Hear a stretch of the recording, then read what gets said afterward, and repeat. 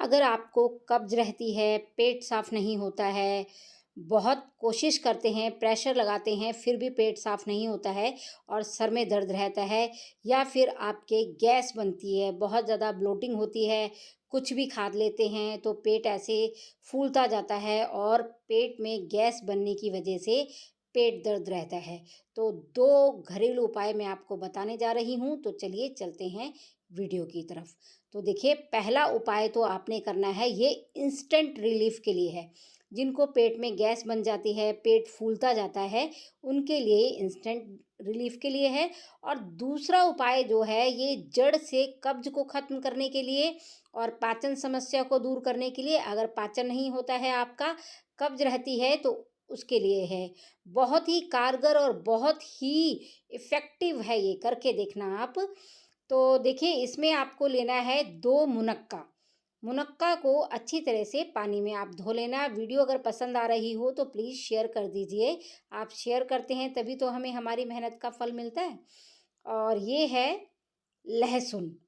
तो जो लहसुन नहीं खाते हैं वो दूसरा वाला उपाय कर सकते हैं। तो लहसुन को हमने छील लेना है, पर इससे आपको इंस्टेंट रिलीफ मिलेगा।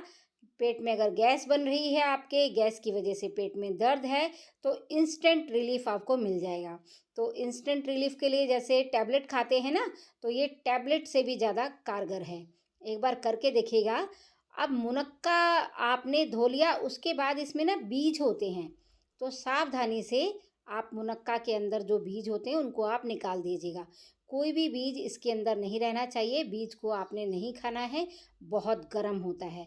अब जो लहसुन आपने छीला था, हाँ, देसी लहसुन लेना, जो छोटी वाली कली होती है, बड़ी कली नहीं लेनी है, देसी लहसुन ही आपने लेना है।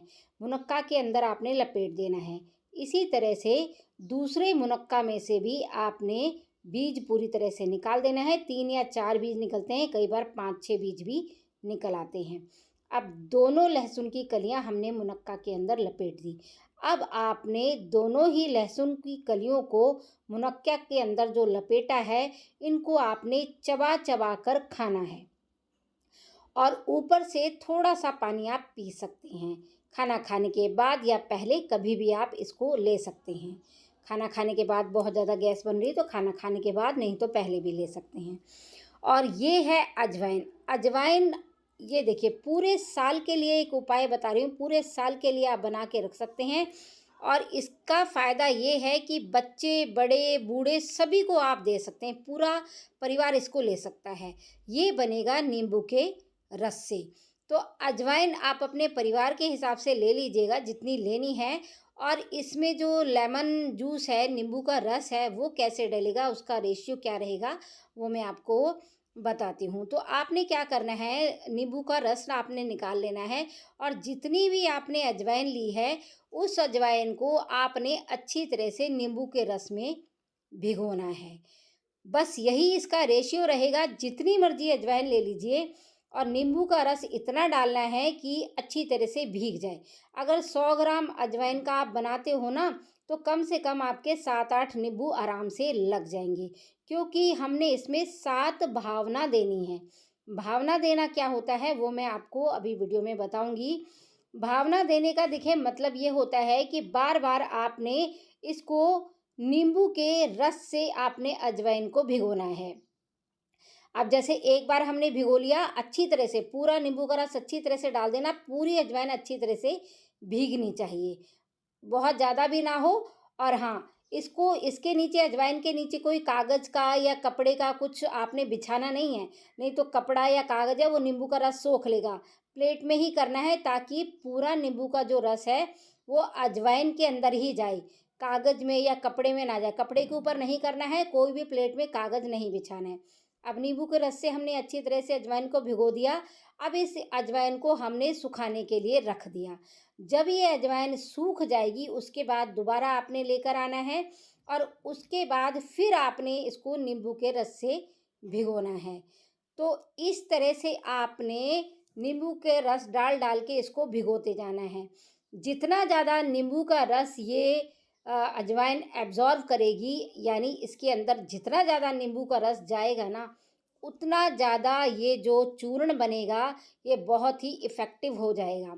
इतना बढ़िया है ना कि आप याद करोगे कि हाँ, किसी ने कोई हमें चूर्ण बताया था पेट के लिए।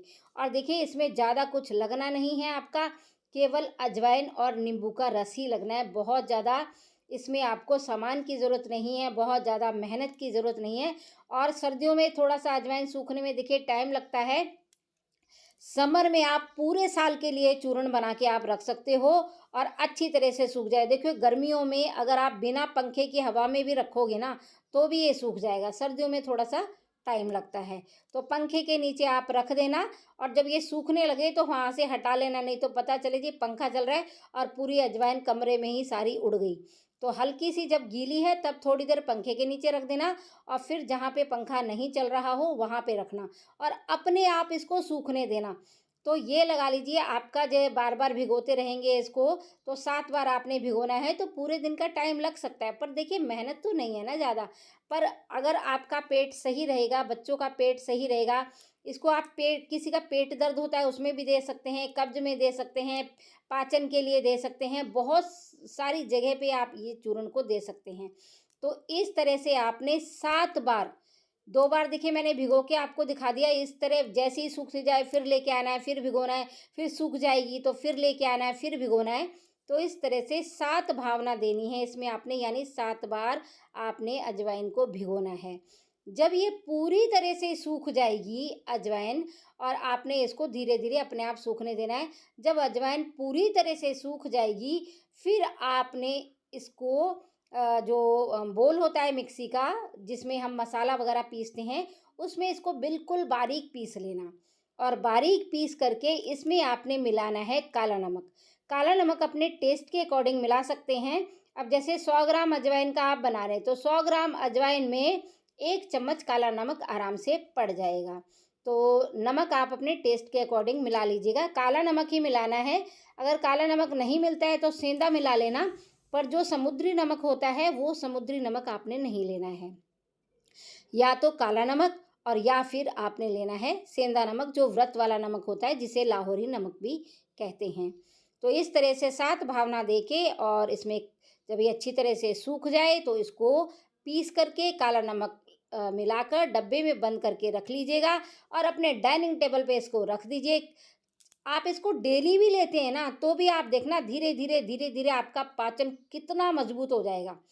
बहुत ही अच्छा है, बच्चों को दीजिए, बड़ों को दीजिए। खाना खाने के बाद लेना है इसको। तो जब खाना खा लेते हैं तो उसके आधे घंटे बाद आप ले लीजिए। ऐसा बिल्कुल पेट ऐसा रहेगा ना, गैस वैस कुछ बनेगी ही नहीं और जो भी खाओगे ना सब पच जाएगा।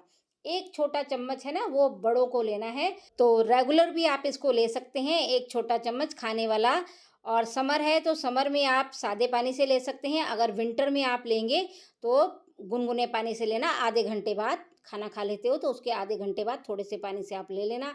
फिर देखना कितना आपका जो पेट है बिल्कुल सही रहेगा, गैस वगैरह ब्लोटिंग वगैरह सब बंद हो जाएगी। कुछ नहीं बनेगा आपके पेट में। जो ये गैस वैस फूलता रहता है ना पेट की, खाना खा लिया, किसी किसी को तो गेहूं की रोटी ही हजम नहीं होती है। जैसे ही गेहूं की रोटी खाते पेट फूलता जाता है, फूलता जाता है, फूलता जाता है और फिर धीरे धीरे खाना हजम होता है तो पेट नॉर्मल हो जाता है।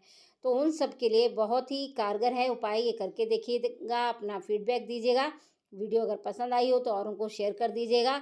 जब आप वीडियो शेयर करते हैं तभी तो हमें हमारी मेहनत का फल मिलता है ना। प्लीज़ वीडियो को शेयर कर देना।